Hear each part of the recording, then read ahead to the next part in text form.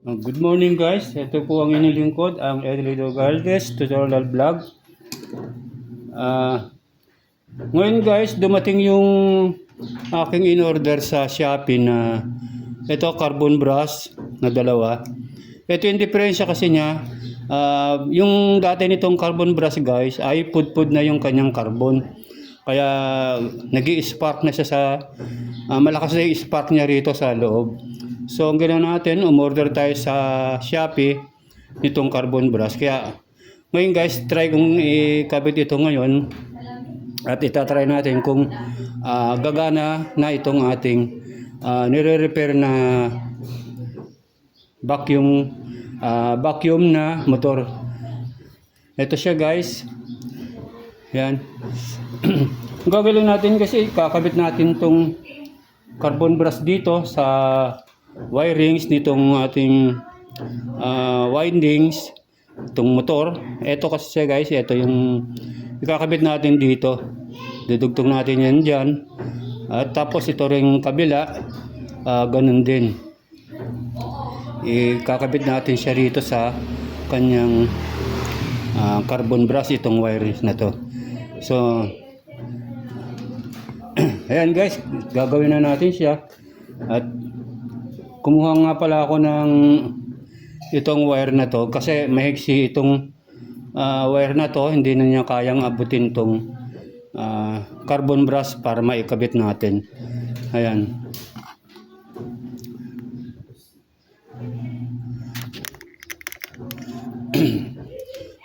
Try natin, ayusin lang natin tong camera. Excuse me. Ito guys, wire na to, idudugtong lang natin dito sa wire na to na galing sa motor.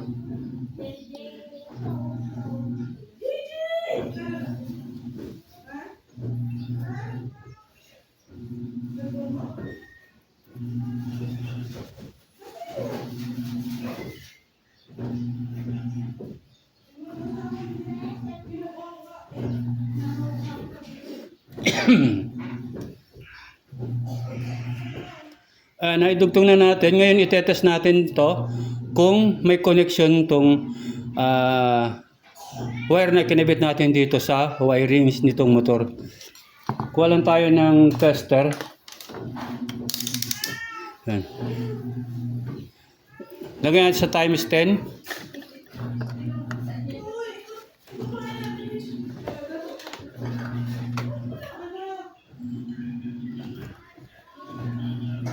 Ito guys, pag gumandar tong pointer, okay yung ating kinabit, may connection siya tong wire na to.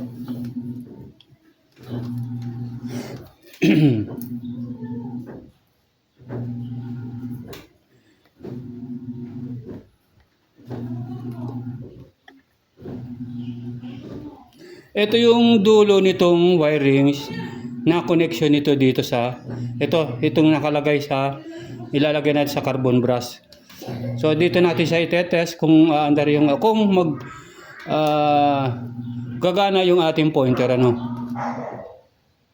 Ayan guys, nakita nyo ba? So okay yung ating kinilagay na wire. Hindi ko pa siya masosoldas guys dahil wala akong soldering lead kasi nakalimutan kong bumili. So ang lalagay natin dito ay itong tape na lang muna.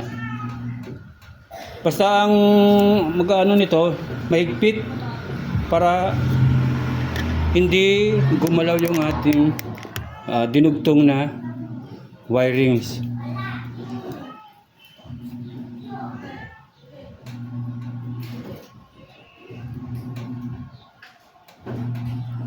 Para hindi siya matanggal, dapat mahigpit yung pagkakalagay natin ng tape.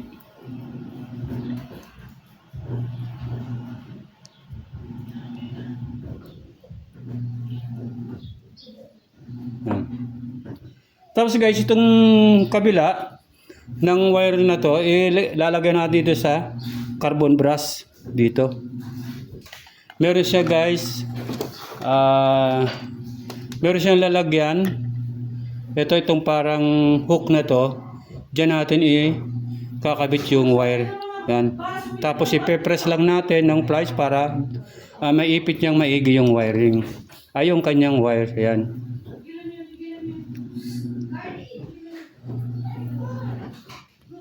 Yan.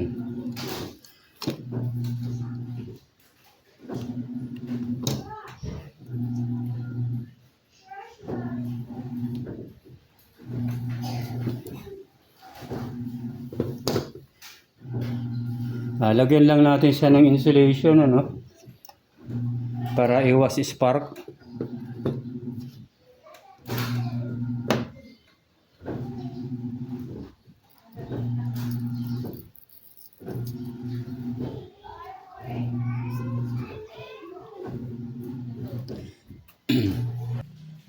Ayun guys, na-clip na natin tong wires na dinugtong natin para maabot niya yung carbon brass na connection. Yan guys, na-connect ko na siya.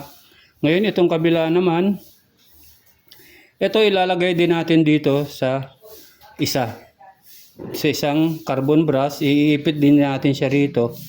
Pero ang gagawin natin dito guys ay puputulin na rin natin tong wire na to. Kasi malaki to eh. Hindi niya maiipit ng gusto tong ganyan niya.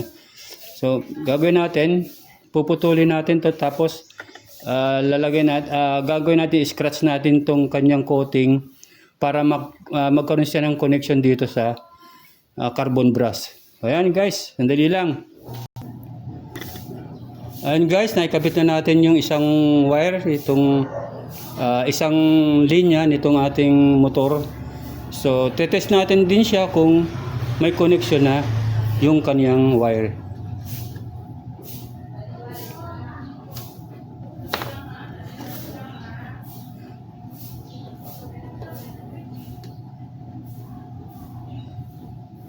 Ayun guys, nakita nyo gumalaw yung ating pointer ng ating tester. So, okay yung ating kinabit uli na wire. Gagawin natin, tetapan na rin natin siya. Wala kasi talaga ako hindi ako nakalimutan kong bumili ng kahapon. Kasi guys, nagpunta kami ng meron kaming okasyon kasi kahapon. Kaya hindi ko na asikaso.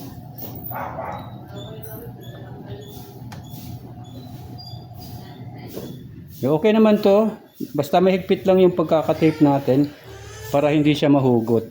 So, ngayon itong dulo niya ay i-clip natin dito sa kabilang carbon brass. Dito siya nakakabit na rin sa kabila. Tig-isa sila.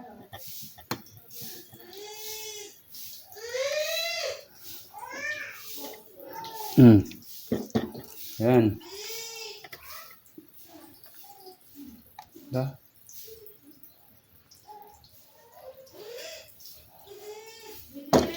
Okay, putulin natin tong sobra.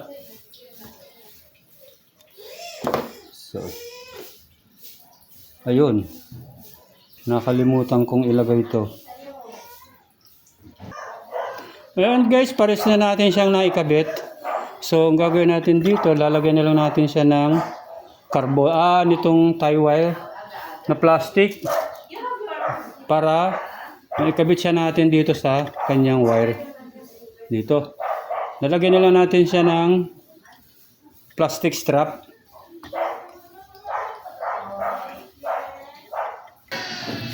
So yun guys, naikabit na natin yung dalawang carbon brass. Na-connect na natin dito sa kanyang wire. Ito, tig-isa yan. So ang gagawin natin, kakabit na natin siya dito sa kanyang lalagyan. Ito, meron ditong wire guys na ito yung isang linya nitong motor. Ito.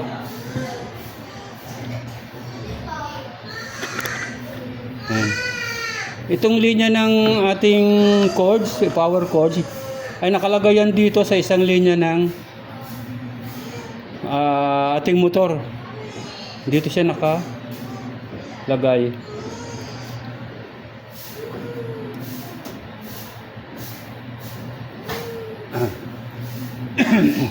Lalagyan lang natin siya guys ng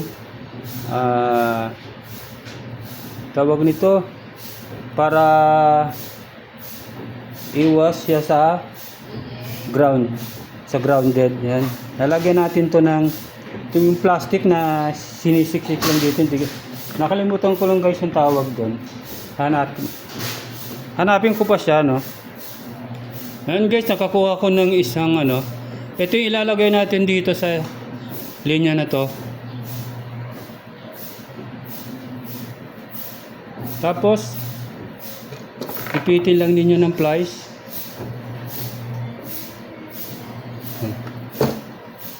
Yan, para hindi siya mahugot, So ito namang isang wire na to,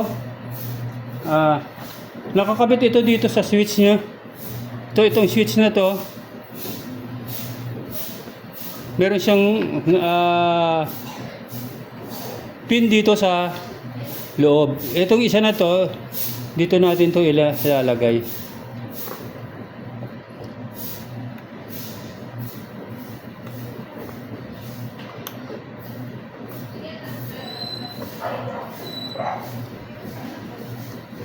Ito guys, na to, magkarugtong lang naman to, wala tong problema.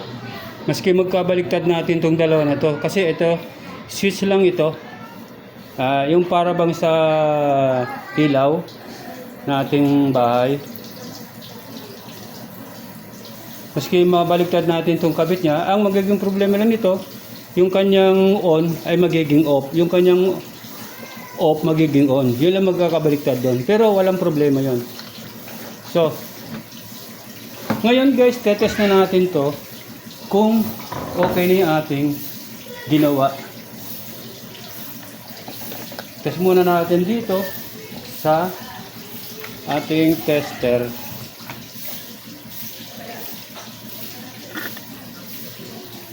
Ngayon, kunin natin tong ating cords. Itong plug. Ito. Lalagay natin tong dulo ng ating test rod dito sa dalawa na to. Ngayon, i-on natin.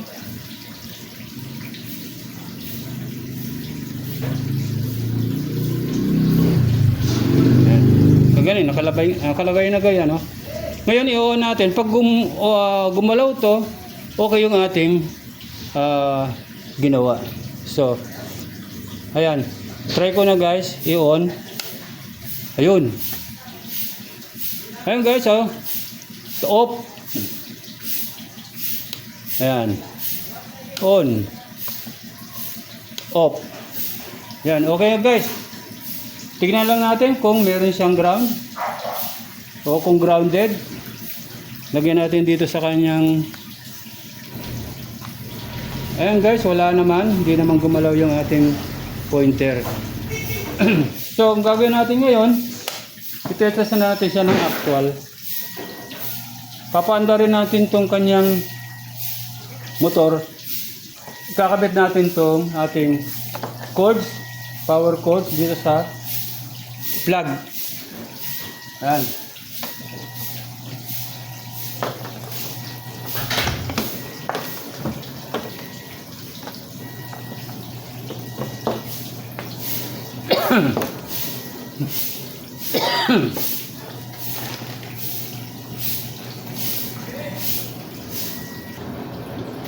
Ayan guys, ngayon ay isaksak na natin tong outlet sa ating power cords. Ngayon itetest natin siya kung o-under yung ating motor.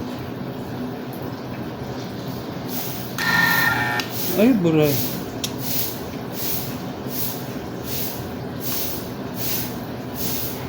Ayan, problema guys. Meron siyang ano nangyari? Ayan guys, sorry. Itong motor pala na to ay grounded na. Ang kaya pala siya umuusok dahil grounded na itong motor. Siguro dun sa loob meron mga wires na ano siya.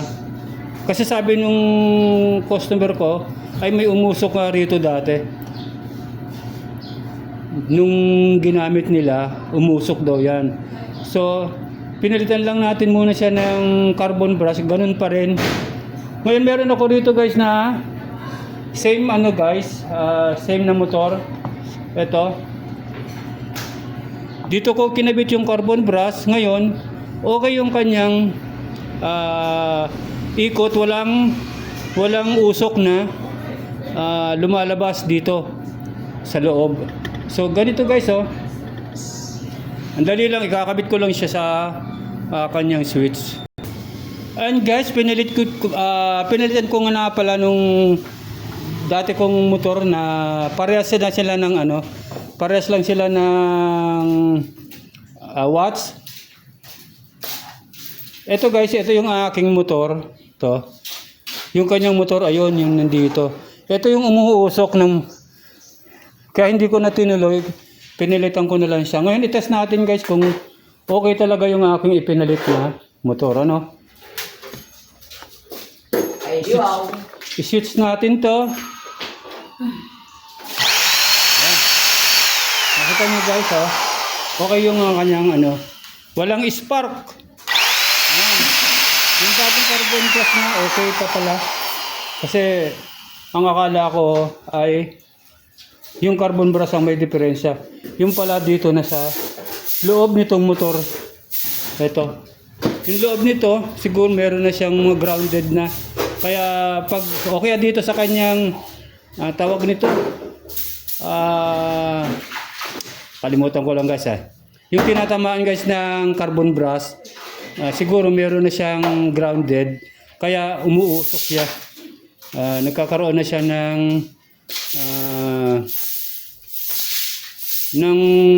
tawag nito pag-usok dahil grounded na nga siya.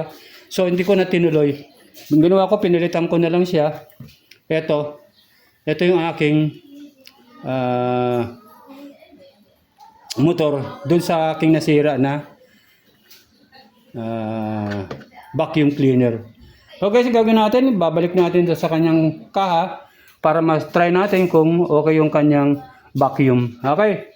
Tagalin natin dito sa ating plug, ay sa outlet, itong ating plug. Yan. So ikakabit na natin siya dito.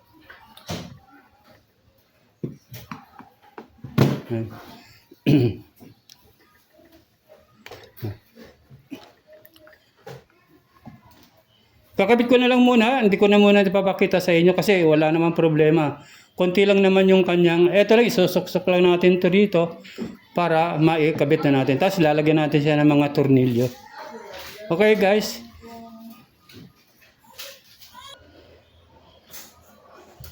And guys, ibabalik ko na to. Lalagyan ko na lang siya ng tornilyo. To. At para mabuo na natin siya, then matesting natin kung malakas yung kanyang vacuum.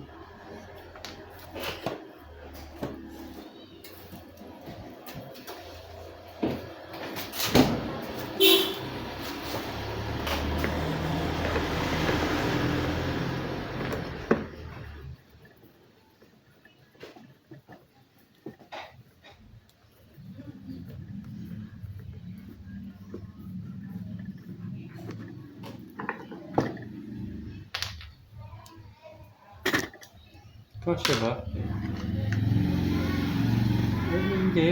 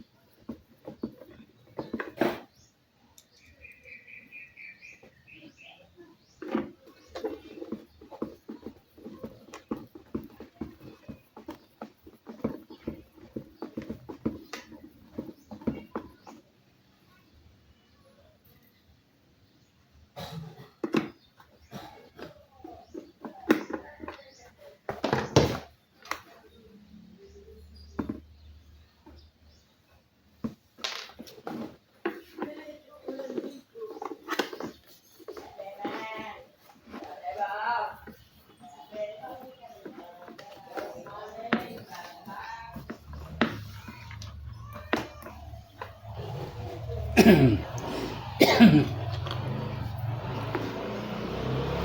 guys, kabit ko na, no? Ayan. Ngayon, itetest uli natin siya kung okay na talaga yung kanyang motor.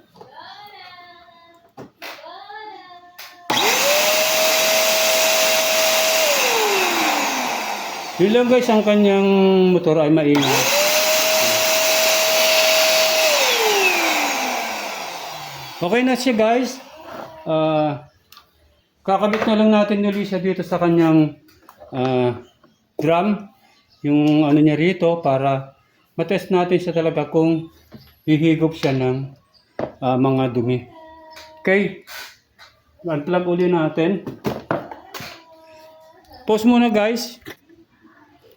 And guys, kinabit na natin pati yung kanyang parang air cleaner ito.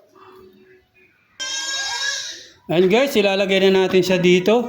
Sa lalagyan niya, tetest natin siya kung okay yung kanyang paghigop ng kanyang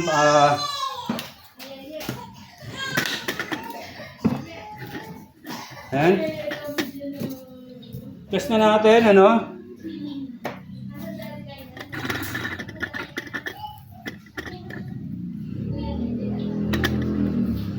Nakakabit na, oy.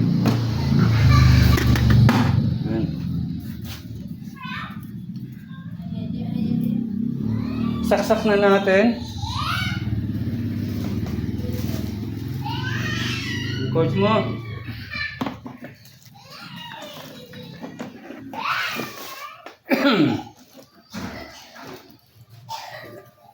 Tapos i-on natin.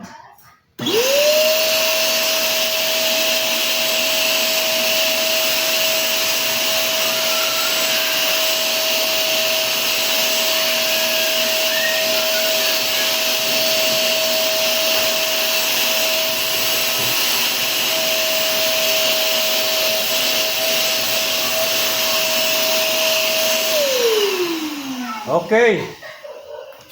And guys, okay naman yung ating na-repair na vacuum cleaner. Okay na siya, gumagana na. Ang problema lang nito guys ay hindi masyadong malakas yung kanyang higop. Pero sa makakalinis siya ng mga dumi-dumi, okay yung alikabok, matatanggal niya. Yun lang ang problema niya. Siguro medyo mababa yung wattage nitong naipalit kong motor. Kasi hindi katulad nitong kanyang motor. Baka medyo mataas yung wattage nito. Ang problema naman nito ay hindi na gumagana. Umuusok lang siya dito guys. Ang lakas ng usok niya. Kaya siguro meron ditong nagdidikit ang mga wire sa loob. So kaya hindi na natin siya ginamit. Pinalitan na lang natin siya. So, ayan guys. Maraming salamat. Doon po sa hindi pa nakakapag-subscribe po sa aking YouTube channel, please subscribe and click the notification bell para updated po kayo lagi sa mga video kong ina-upload sa YouTube. At i-like niyo rin po at share para malaman po ng ating mga kababayan na gustong matutong mag-DIY. So guys, comments lang po. Mag-comments kayo para malaman ko kung ano pa yung aking kulang sa aking tutorial. At kung meron po kayong makitang ads sa aking YouTube o sa aking video ay huwag niyo pong i-skip. So guys, hanggang dito na lamang. Tatapusin na natin itong aking tutorial ngayong araw. Maraming salamat po. Paalam muna. Sa muli. Bye-bye.